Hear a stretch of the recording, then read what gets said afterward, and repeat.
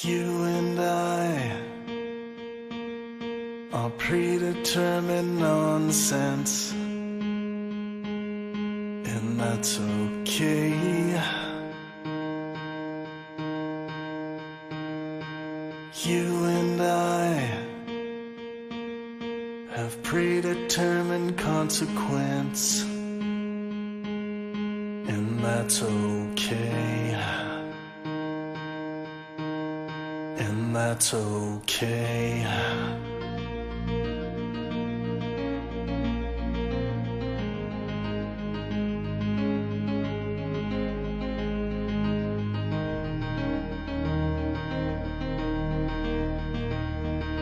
You and I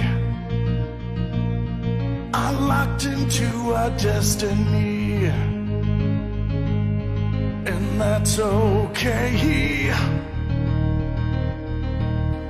And that's okay.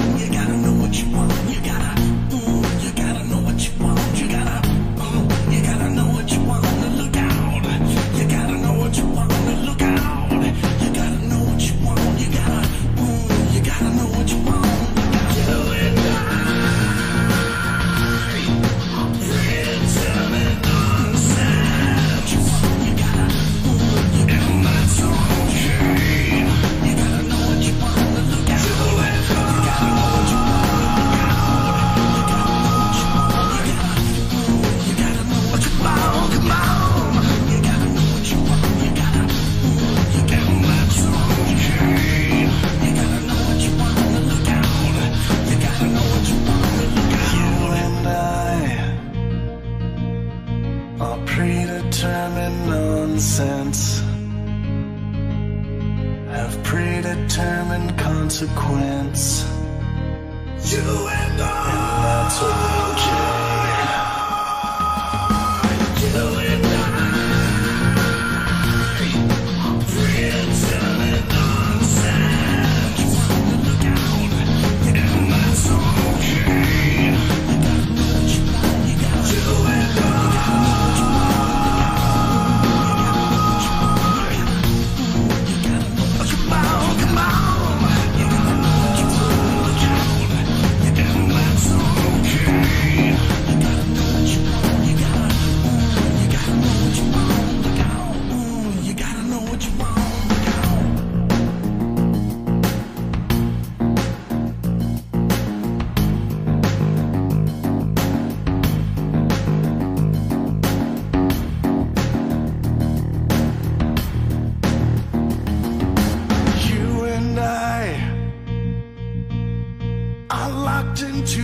Destiny,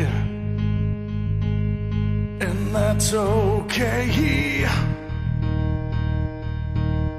and that's okay.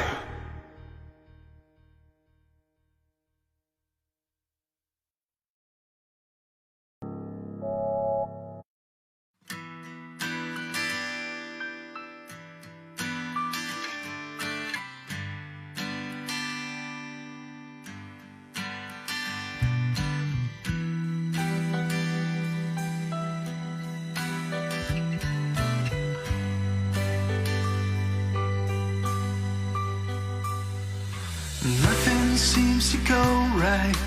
Melodies don't sound right. It's true.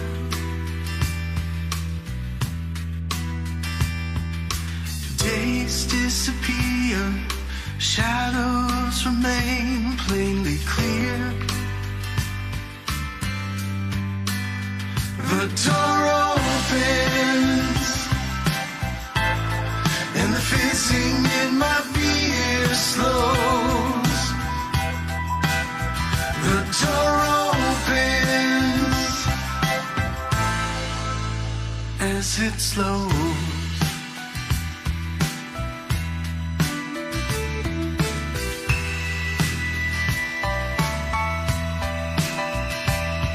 I see a shade of something moving like like a blanket in the wind.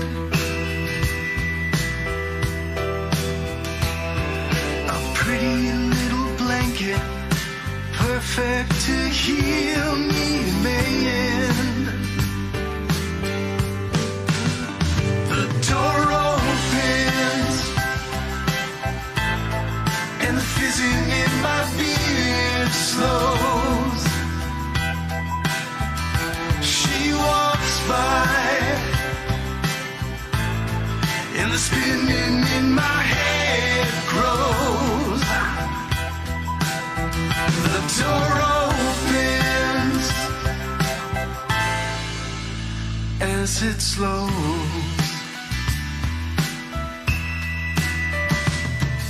I wish that I was pretty, more pretty than reflections look tonight. But I'm past the point of caring. It's time to make a moment. Let's not make a moment. This shouldn't be a moment.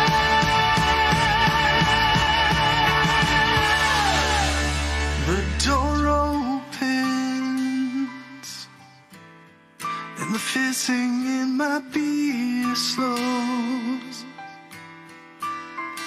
She walks by, the spinning in my head grows.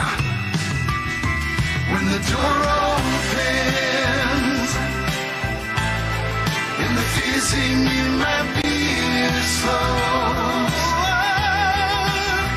and she walks by, oh, she walks by, the spinning in my head grows. Watch it grow, watch it go.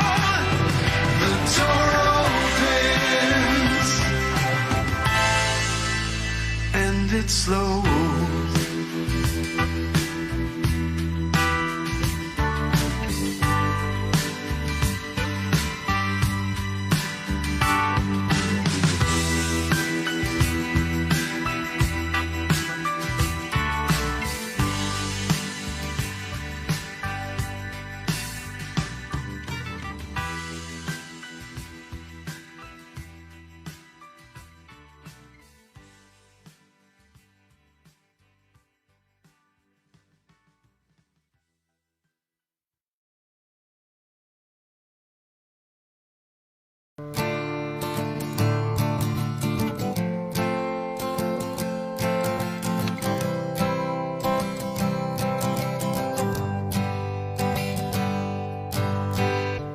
Closing sale, everything must go, nothing left behind, no wild oats to sow. It's out of my way, I'm done now, you see. You took the meat, but not my bones, now throw away your key.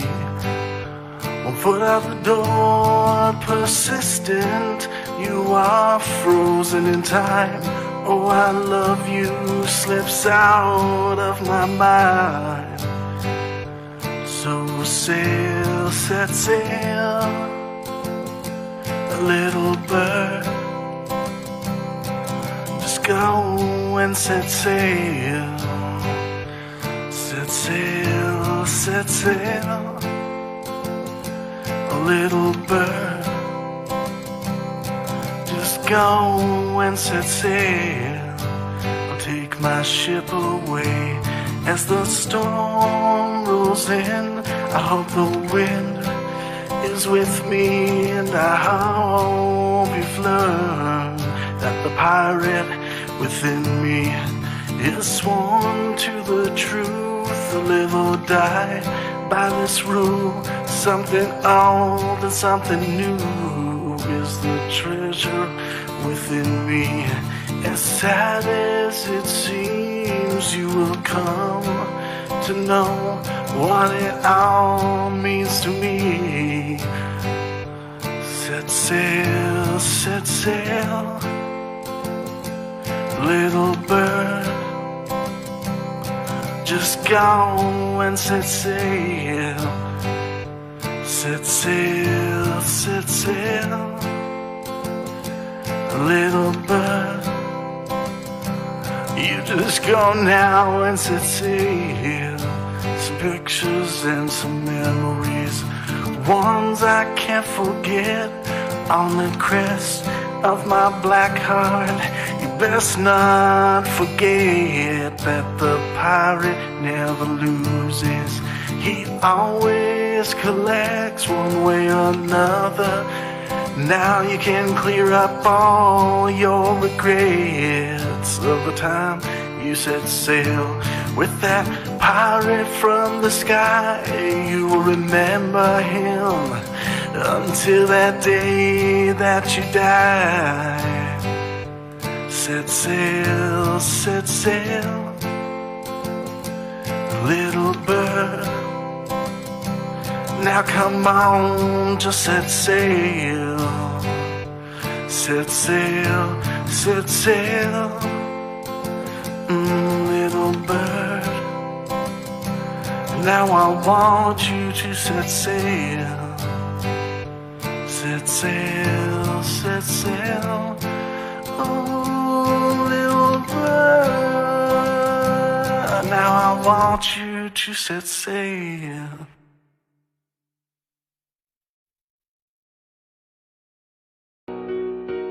Don't forget to lose your mind tonight.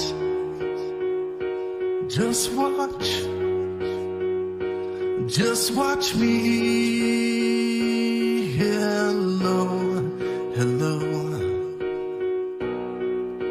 Don't you think about responsibilities. Just feel what you want. Feel what you want tonight. I want you to say how you feel.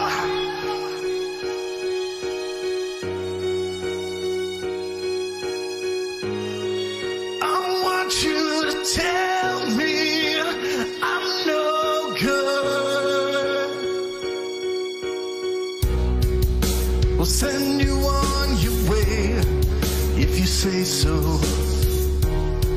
You try to, but you see me staring back at you. I'm staring back at you. So have another dance with me, my dear.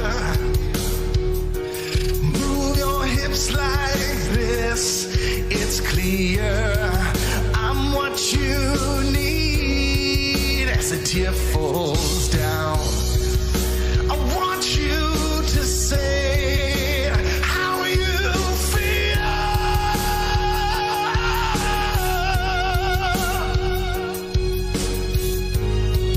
I want you to tell me I'm no good. Well, don't you look back, you will miss me.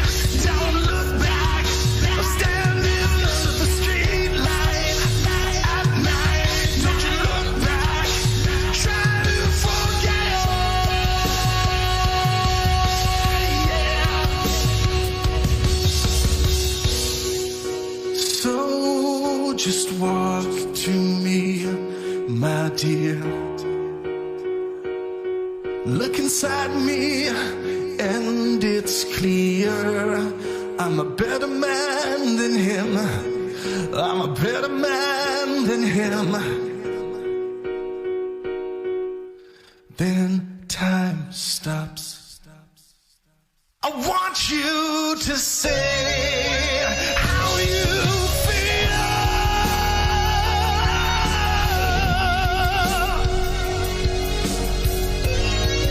I want you to tell me I'm no good.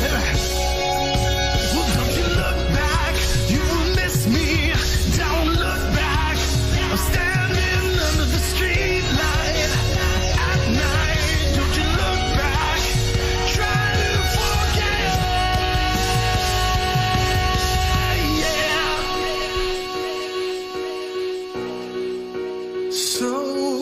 Just walk to me, my dear. Look inside me and it's clear. I'm a better man than him. I'm a better man than him. Then time stops.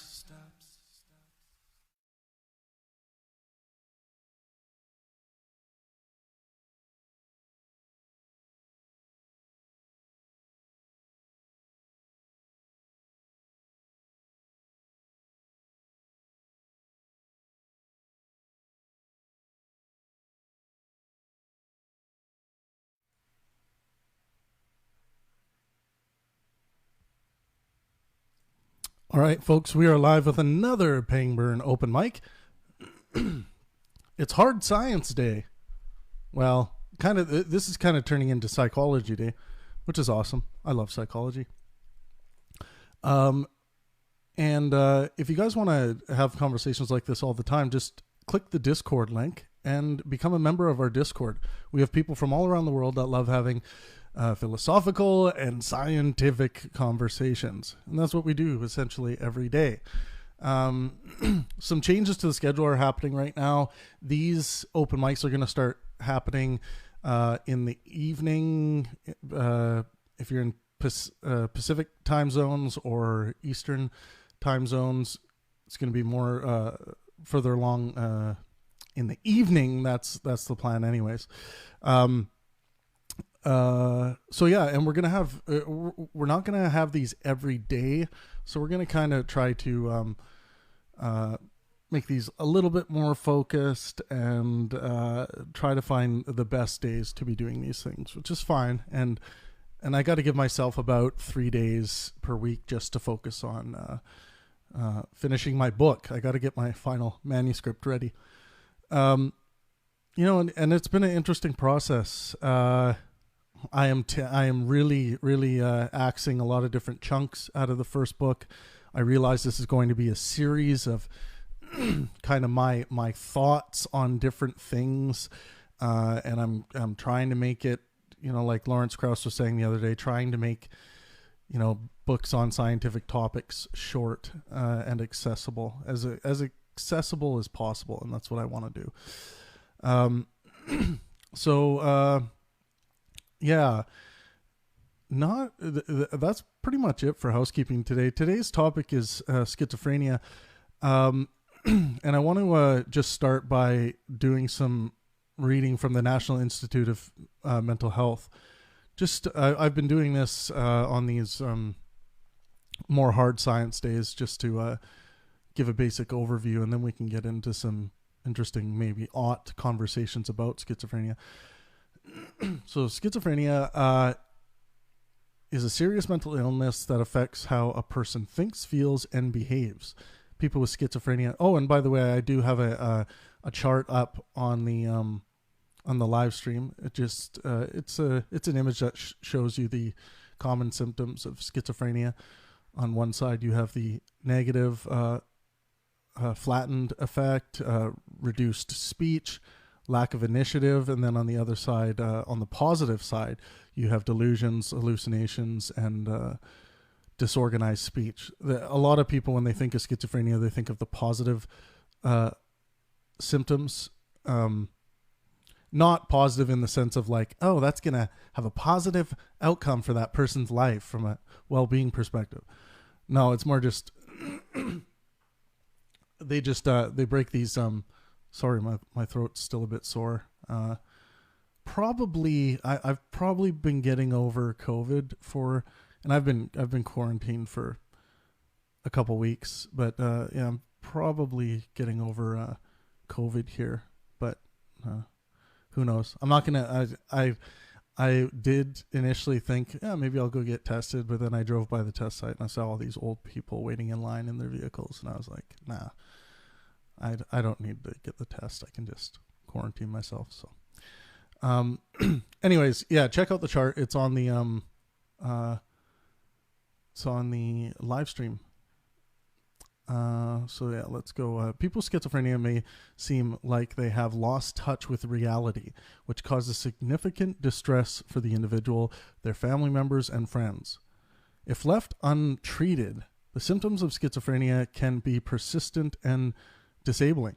However, effective treatments are available when delivered in a timely, coordinated, and sustained manner. Sustained manner. I'm going to underline that one.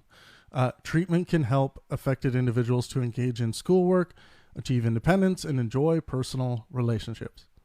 So if you do get diagnosed with schizophrenia, or you do have schizophrenia, you can live a pretty normal life. It's going to be something you have to keep at it. You got to keep at it, much like anyone who suffers from clinical depression, like I do. It's something you gotta keep at. But it doesn't mean you can't live a relatively normal existence.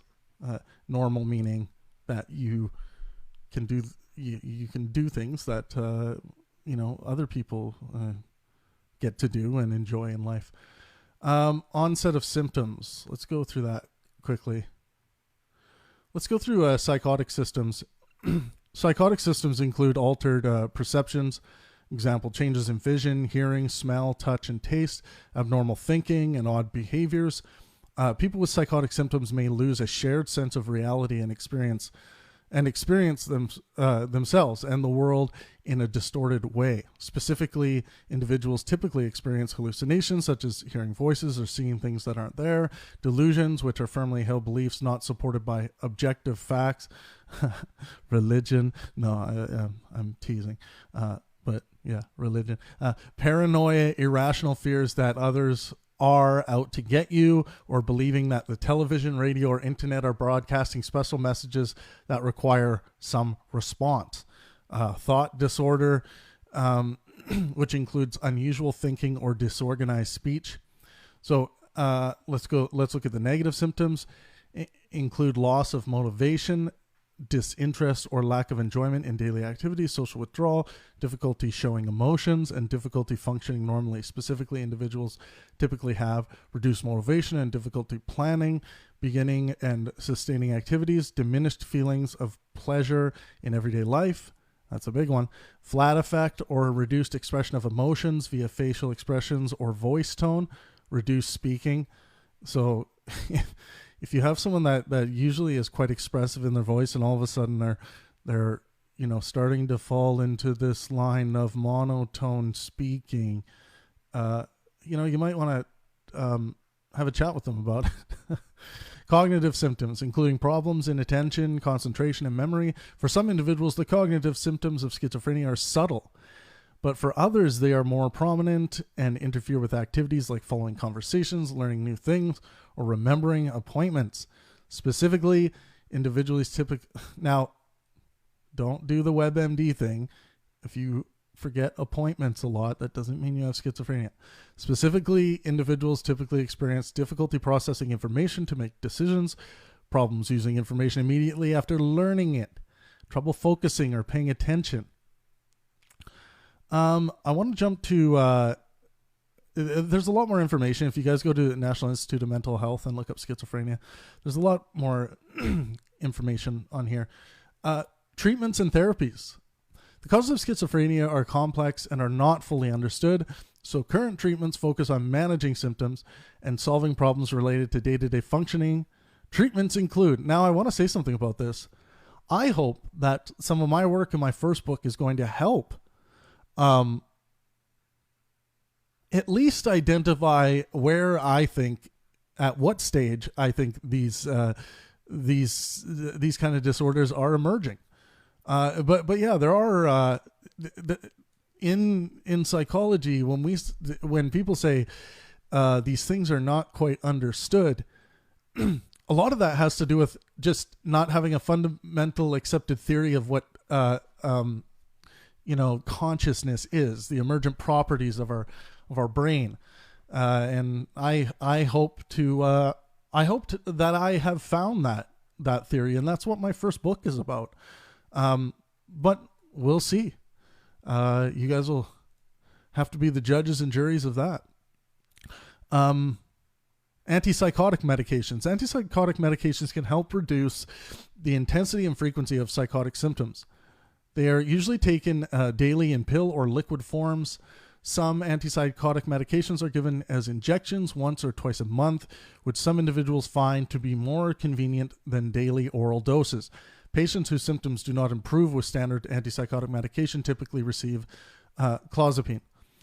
People treated with clozapine must undergo routine blood testing to detect a potentially dangerous side effect that occurs in 1 to 2% of patients. If that sounds scary, the 1 or 2%, if you talk to people who suffer from extreme versions of schizophrenia, they tend to want to take that risk. Or at least it's in their best interest from a well-being perspective. Psychosocial treatments, cognitive behavioral therapy, behavioral skills training, supported employment, and cognitive remediation interventions may help address the negative and cognitive symptoms of schizophrenia. A combination of these therapies and antipsychotic medication is common. Family education and support. And again, there is a lot more information here if you guys want to get into the real meat of this, and check out the DSM as well. Educational programs for family members, significant others, and friends offer instruction about schizophrenia symptoms and treatments and strategies for assisting the person with the illness. If you're not educated and you're a family member and you see someone suffering from some disorders like this, you might have the emotional knee-jerk reaction to kind of want to say, just snap out of it, man. But that's just not how these things work. It's not a just snap out of it thing. Now, that approach, a clinician may take the snap out of it approach to try to try to understand more information about what's going on in the person. Because sometimes the snap out of it approach just simply means, well, let's start getting proactive about this and let's start playing with what's going on as opposed to trying to avoid it, something like that. But anyways, I want to, we have Alexander with us, and we got Mr. Grimm as well. How's it going, guys?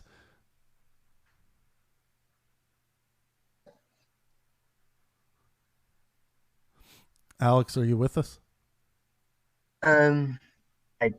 Maybe my mic's not working. Oh, now it is.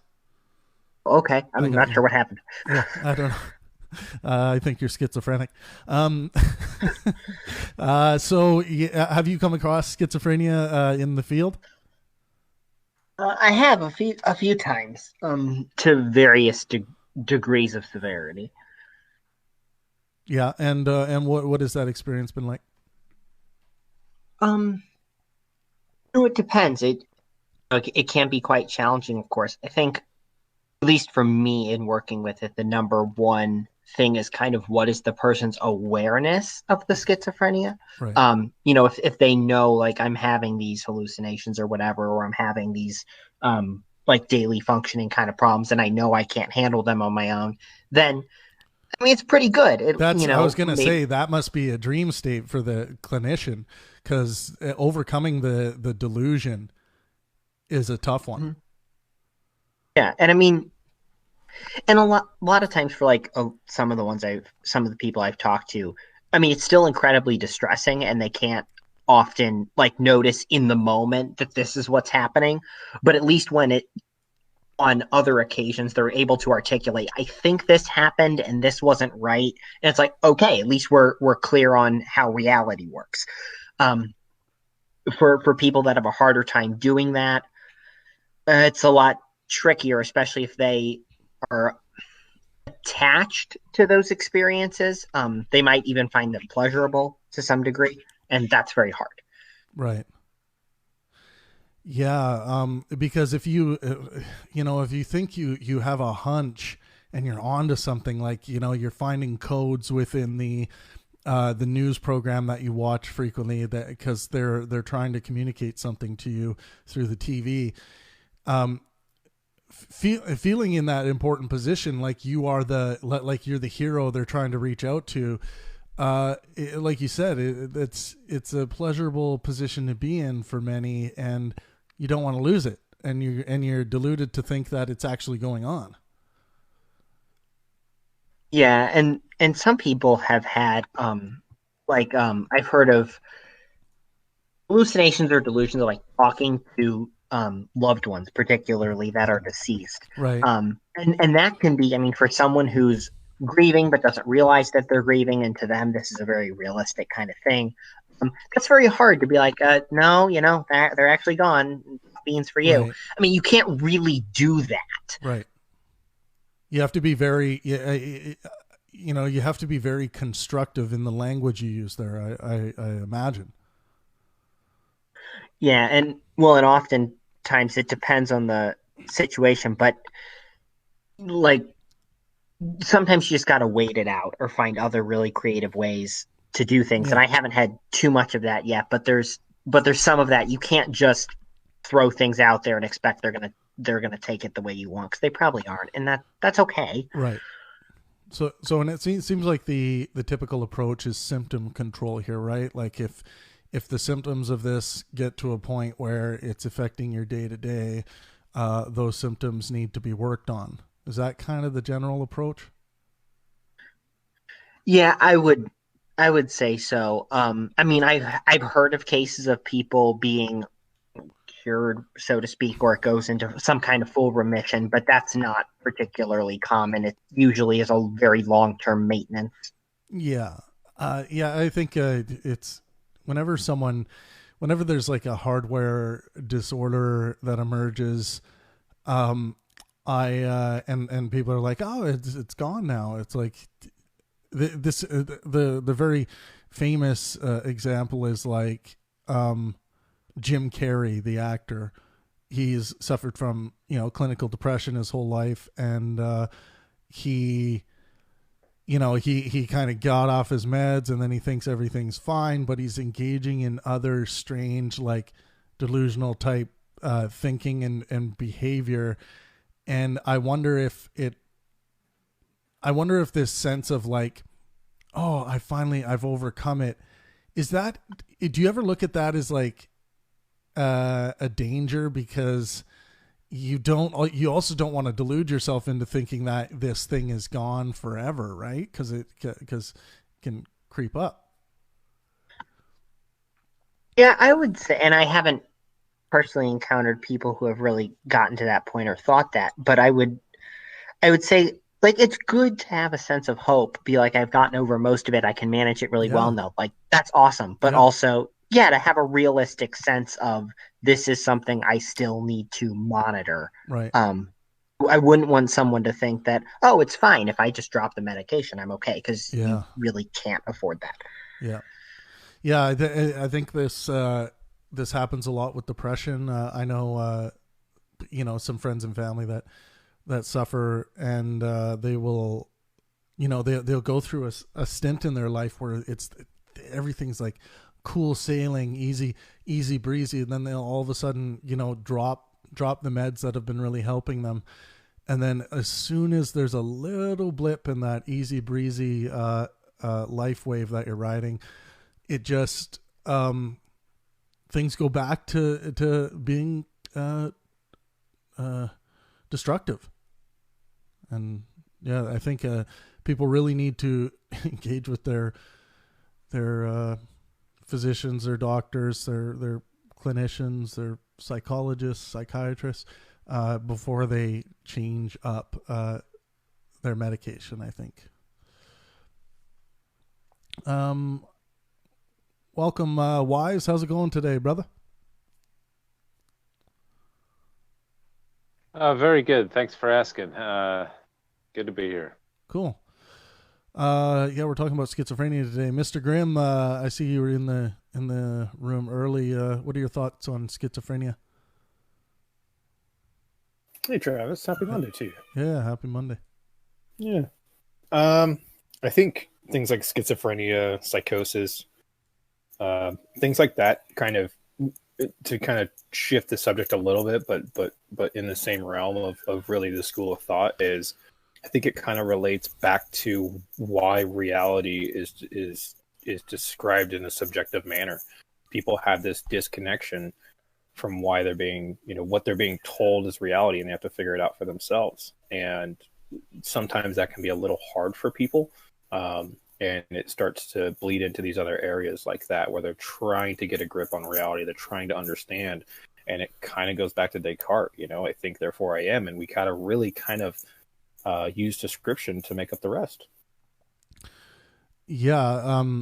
Well, I think in the case of disorders, it's important that we have the scientific method to determine what is reality and what isn't.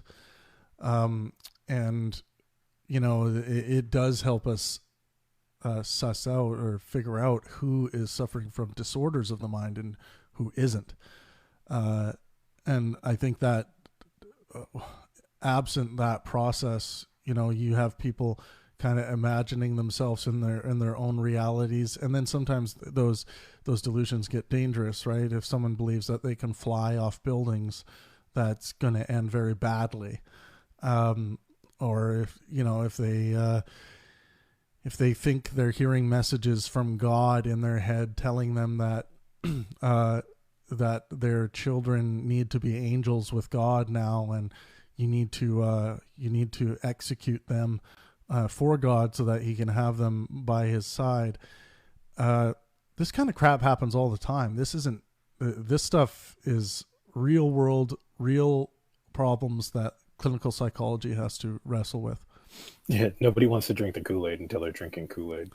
Right. And often people just don't understand that the Kool-Aid has already been had and is in your system, and it's a part of you before you even realize that what it was you were drinking was the Kool-Aid.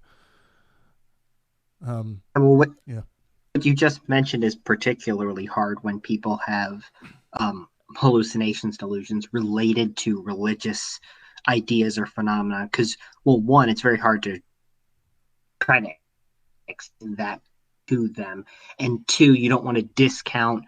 I mean, someone could just be very, very spiritual, and they're talking about, talking to Right. God or angels or whatever, and they're not schizophrenic. They Right. just have this religious itchy. We got to be very careful. Yeah. That's constantly a notice they give us in the field. Yeah, and I get what you're saying, because there's a way that you could explain to someone and say, look, this is happening within your imagination. It's not real. But that's not necessarily going to be constructive from a well-being perspective to the patient in what you're trying to treat there. That metaphorical mechanism that they might think is based in reality. If it's not directly harming or making their schizophrenia or symptoms worse, then you may not touch it. Is that right, Alex? Yes. And it takes some probing to figure out, like exactly what is it that they're perceiving or their relationship to it. But yeah, if it's not distressing to them and it doesn't seem to pose risk of harm, I might let it go. I would propose it's a push past the ego. If you're going to tell somebody that their worldview, that they're under a delusion or under the same lines of saying, have you ever been fooled before? And they go, yes. And they go, how do you know you're not fooling yourself now? You're going to see immediate from the ego coming. And I think that's the hardest part to ever have a conversation with any human, no matter what the topic. Wise, what do you think about schizophrenia and these disorders that we've been wrestling with on Mondays?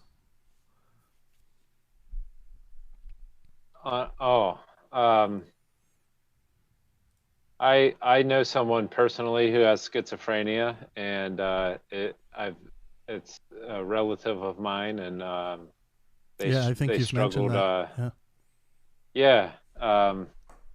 So he got it relatively young. He was in his early preteens or early teens, and just lived a pretty rough life. Yeah, And what are being a relative of him. Yeah, do you mind No, sharing? go ahead. Do you mind sharing some of those things that emerged? Like, even if you don't get into too specific, but was it a lot of like, would you get calls from this person, like, kind of just speaking nonsense to you, or how did this affect you personally? Well, it was my brother. He's 2 years younger than me, and he just one day he thought the TV was on and it was off, and he claimed that Oprah Winfrey was talking to him, and so we'd have a conversation with him, and he'd say things like, "What? I didn't do that," and nobody had said anything. Right. And so it was Yikes. very confrontational, and yeah, so he went to the hospital and got put on a lot of medications, and he would just be in there bouncing off the walls, or one extreme, like literally punching his fist through windows trying to get out, or just completely catatonic and not able to speak. And that must have been really difficult for you to see him going through this. Yeah, it was. And actually, so somebody just made the comment, if you ask somebody, have you ever been mistaken, or to that effect, and how do you know you're not mistaken now? And then the ego gets really angry. Well, watching my brother go through that, it made me question my religious beliefs. I thought, because obviously I talked to a God that I couldn't see, or believed in angels and things, and it made me question whether I was delusional or schizophrenic. And yeah, well, I think if you're hearing audible talk back, like if you're actually receiving sensations from what, I would I categorize, that kind of connection to a god or something like that as delusion. Richard Dawkins does as well. A lot of others do as well. But I think it starts moving into when you start hearing audible hallucinations, when you're getting actual hallucinations, manifestations of your God in front of you, then I think it's time you see a clinical practitioner. I'm sorry, Wise, that you have that. My wife's brother's schizophrenic, kind of same story too, and it's pretty hard because as they reach adulthood, they end up becoming kind of vagabonds, and it's hard for them to find a home. And I'm sorry, that's probably the same case for your brother. One thing I wanted to ask you, Wise, is, you obviously, I assume you grew up in the same home as your brother. Maybe you didn't, but if so, did you have any inclination that your brother had some kind of disorder when he was younger, before he was diagnosed? No, not mentally. He was always just like a sweet little child, but he had some hardware problems that we didn't know about. He's missing a corpus callosum. Oh, okay. Part of the brain.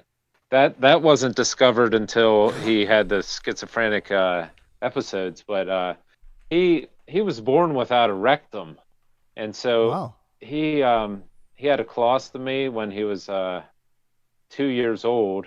Or how'd this go? I think right away they put a colostomy in, and then when he was 2, they did a procedure to give him a rectum, but he grew up always going to the bathroom in his pants because he never had any control. Right. And so I was always like a protector of him. We both went to public school, and he'd smell all pretty bad. Yeah. Because he was going to the bathroom in his pants, and kids would make fun of him, and that was kind of a rough a lot of trauma for him there, to be in. Right? But yeah, he did decent in school, and just was kind of like a quiet kid, but then he just lost it. Like I said, the TV could be off, and he thought it was on, and I'd go to sleep. We used to not have locks on the doors and stuff, but he'd be standing over you, you know, like in the middle of the night, and or he'd be down the street like naked, like okay. a mile away. Like it was bad. Mm-hmm. And I didn't. I lost you there. Wise. What were you saying? Oh, I think Wise might. And just to give the listeners just a rundown, the corpus callosum is a large C-shaped nerve fiber bundle found beneath the cerebral cortex. It stretches across the midline of the brain, connecting the left and right cerebral hemispheres. It makes up the largest collection of white matter tissue found in the brain. Just to give you a bit of a rundown.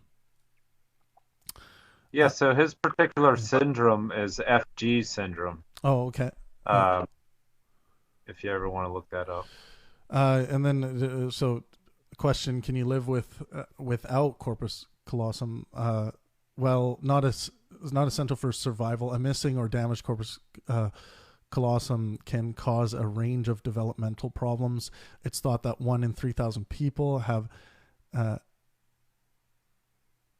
agnesis of the corpus callosum,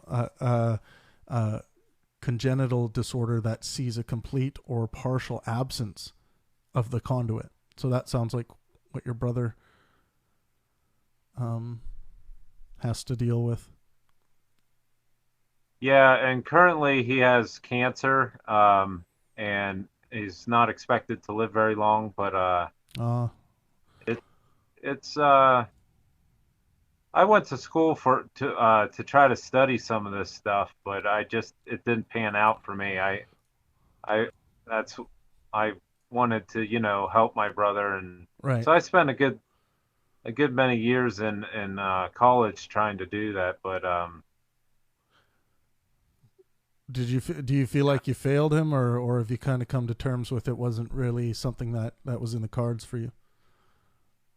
I did. I gave up on it because I wanted to have a family, and you know, for 10 years after high school, that's what I was working on, but I just saw that I wasn't going to fix the brain myself. So yeah. I mean, of course I failed him, but you know, time moves on, and yeah, it is what it is. Ain't that the truth?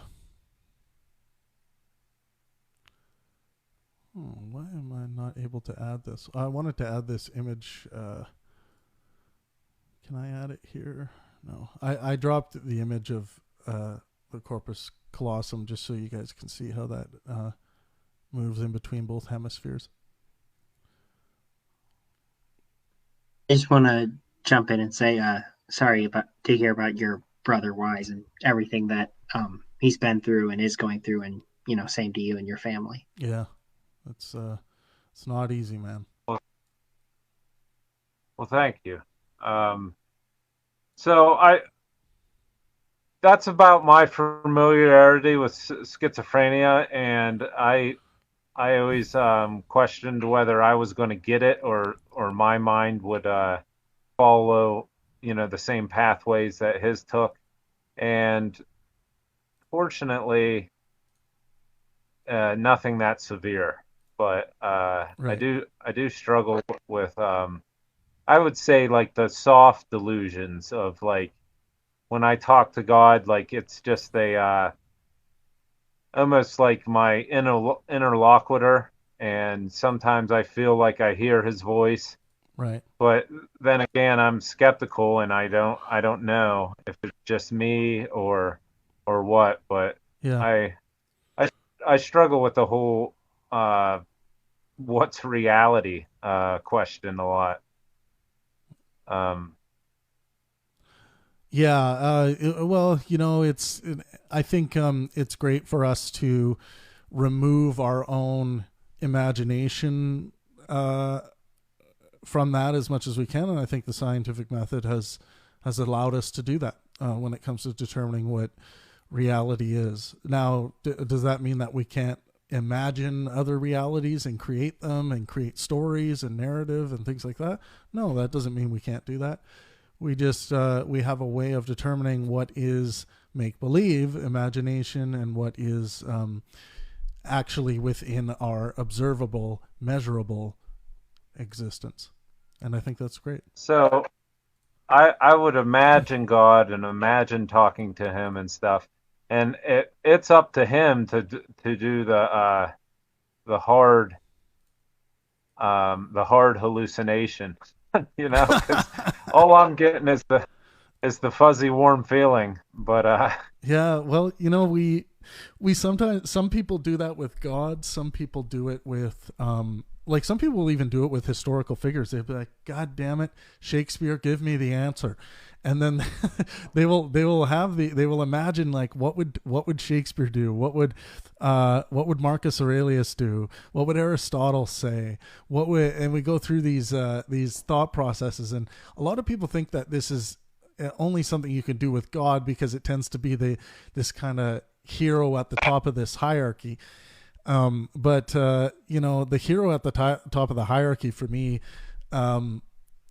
you know, and I think I'm a living example of that. I have people like Elton John up there. I have people like William Shakespeare. You know, thinking about the first human being that was harnessing fire, you know, figured out a way to make it work.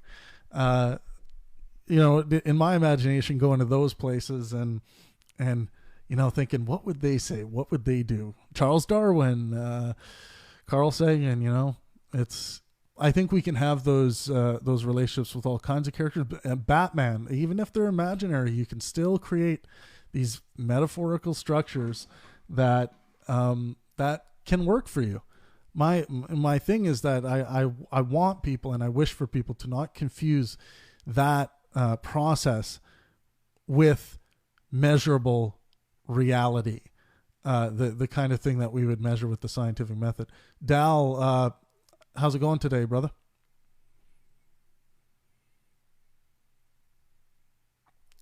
Dal, yo, what's up? Yo. So we're talking about schizophrenia today. Obviously, you have it. But yeah, no, this is our psychology day. What do you think of what do you like when you just imagine, like, what it would be like to have schizophrenia or a disorder of the mind that has you start, you know, maybe hearing or seeing messages and things, like you start seeing the number 22 everywhere and you think it becomes significant. What do you think that would be like? Well, I tend to think that it's a thing where people will confuse the lack of control over your own thought processes with an outside force.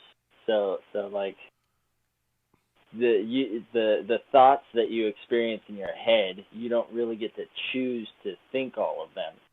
And if you don't have a way of categorizing that, you might think that these thoughts that are occurring to you are coming from some supernatural or other force of some kind. Right. You just outlined a really important thing about thinking that people need to understand, is that we're not choosing or determining what we are thinking.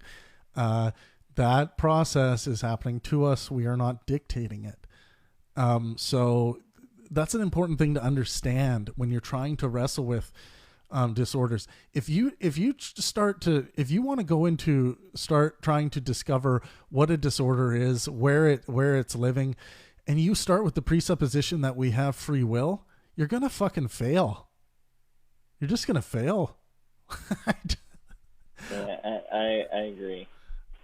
If you think that, like, if you're going in there, and I think it's a very archaic traditionalist type way of thinking about the brain, where you're like, you know, if only we could kind of set up their life where they could find some will to change this disorder.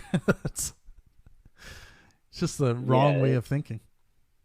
Yeah, it generally starts with recognition. Like, if they can recognize that just because they're experiencing something doesn't mean that it's happening. Right. At least not in a physical sense. It might be happening in your physical mind, but it's not happening in physical reality. Yeah, a lot of experiences do happen within our minds, and this is what I'm trying to outline with these skepticism tests, Dal, and I'm glad you've been engaging with them.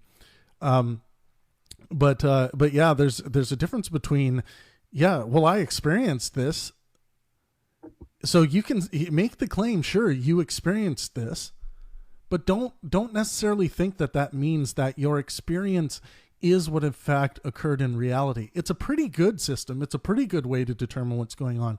But if you have an extraordinary event happen, or if you think you see a ghost out of the corner of your eye, or you're staring at a ghost and then it kind of flickers away and you're like, wow, that was weird.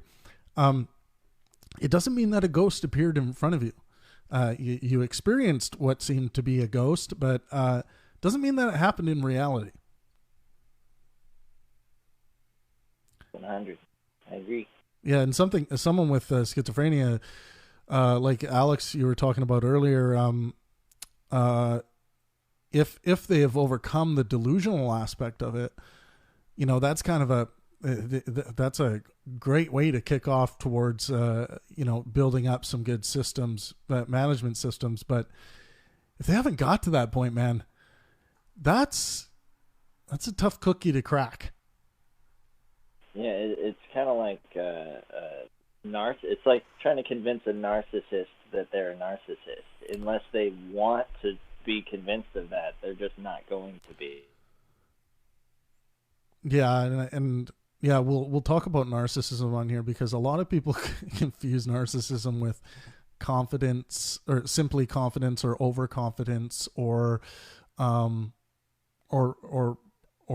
large amount of pride. Like, a lot of people just throw around narcissism just so loosey goosey, and it's the most people who say that person's a narcissist don't know what the hell they're talking about. Narcissistic personality disorder is not just someone in their armchair sitting back watching someone's Facebook post is going to understand if they're a narcissist or not.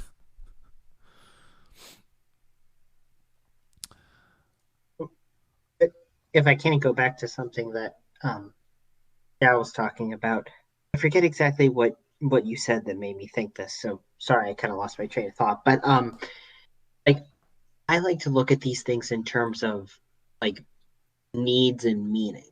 Like for people that take those internal thoughts and they're finding external attributions to them, like whether they know it or not, what is the thing that they're seeking? Maybe in their life they didn't have a good sense of control over their surroundings, or they didn't have some level of affection, or whatever it is. In trying to find things in externals, I think you're ultimately seeking something out of that, even if you're not aware of it. Interesting. Because Alex, I think we can paint a perfect picture of let's say someone does have the genetic predisposition for schizophrenia. We could probably paint an ideal perfect picture scenario where that genetic predisposition wouldn't necessarily be tugged on. And they may, in fact, the emergent qualities of this disorder may, in fact, not emerge in a way that's going to create problems for the person in their life. Right, and I would say, and this kind of actually ties in a little bit of Wise's story, but more often than not, from what I've seen, there is trauma for people with schizophrenia. There is some trauma somewhere more often than not.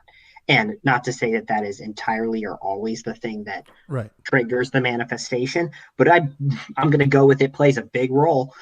Yeah, I would. I think it can for sure. And obviously we have cases where it was simply like someone, and some people think trauma just means like abuse or something like that, but it can be something as simple as seeing a a car accident or even a dead body on the side of a street after a car accident when you're driving by with your family, even trauma as seemingly just a quick snapshot like that. This is the kind of thing I'm delving into in my first book, and I want to look at how to map that trauma properly and how to negotiate that trauma at the right stage and also the becoming aware of it, measuring it at an earlier stage than we currently are, because like we've been talking here,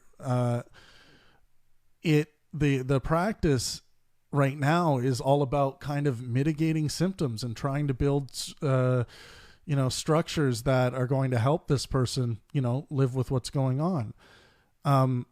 But I think the ideal situation would be, let's identify within the hardware where this thing is so we can infiltrate and almost make it as if it is not there anymore. I think that's the dream. Yeah, I'd agree with that. Just personally, I'm not a fan of the entirely skills building Band-Aid approach.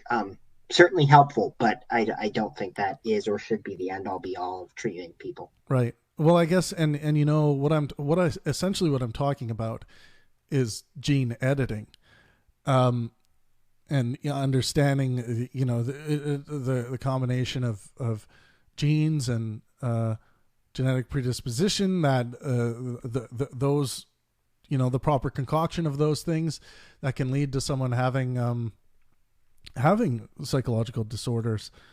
And I really do think that these really are going to soon be things of the past, but we have to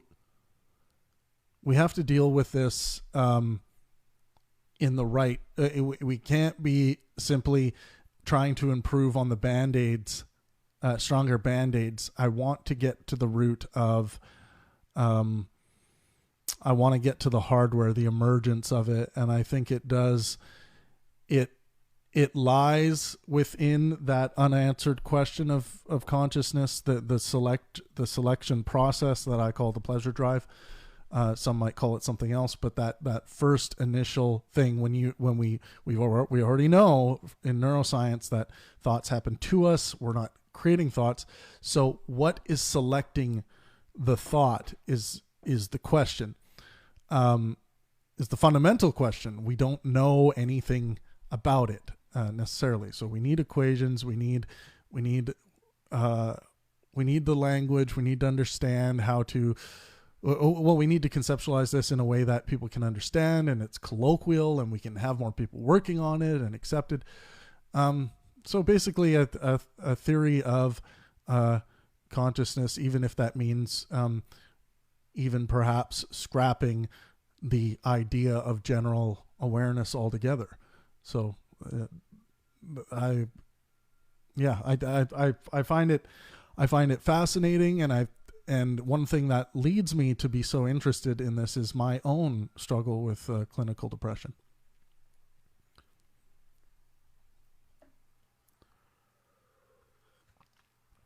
I think that might have to be our topic for next Monday. I don't know if we've done depression yet, but since I've been here, it's no. There was a bipolar week, and there was a little bit of it, but like standard major depression, no, hasn't been a. Yeah, we haven't done major depression, also called clinical depression. So we will, we'll definitely do that one next week. Clinical depression. I know in the DSM they usually say major depressive disorder, or major depression. Although it's weird. Major depressive episodes, major depressive disorder, all that. It's interesting, Alex. When I hear practitioners talk about it, they usually say clinical depression, but it almost looks like that terminology is being kind of moved. Yeah, I think that's because there are now a number of what they consider depressive disorders, and Right. they're all considered clinical, being diagnosable. Yeah. So that's how they're trying to Yeah. make the distinction, I Well, believe. that's good. And yeah, and there seems to be the 4 types, and we'll talk about those 4 types. Yeah. Great. Well, does anyone else have anything else they want to add? I am for YouTube algorithm sake, I am trying to keep these open mics shorter, but I am going to explain that a little more in the new schedule that I roll out. But does anyone else have anything they want to add?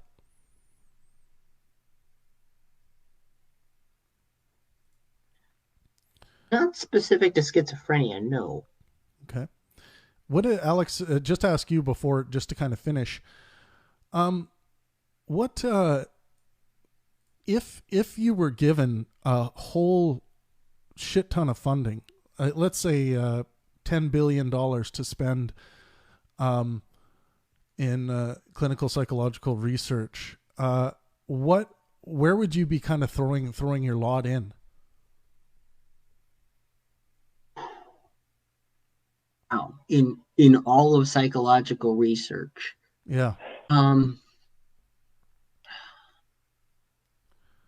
And I mean specifically in the like would you want to throw it towards gene editing? Would you want it to throw it towards the manufacturing of new nuanced new age medication?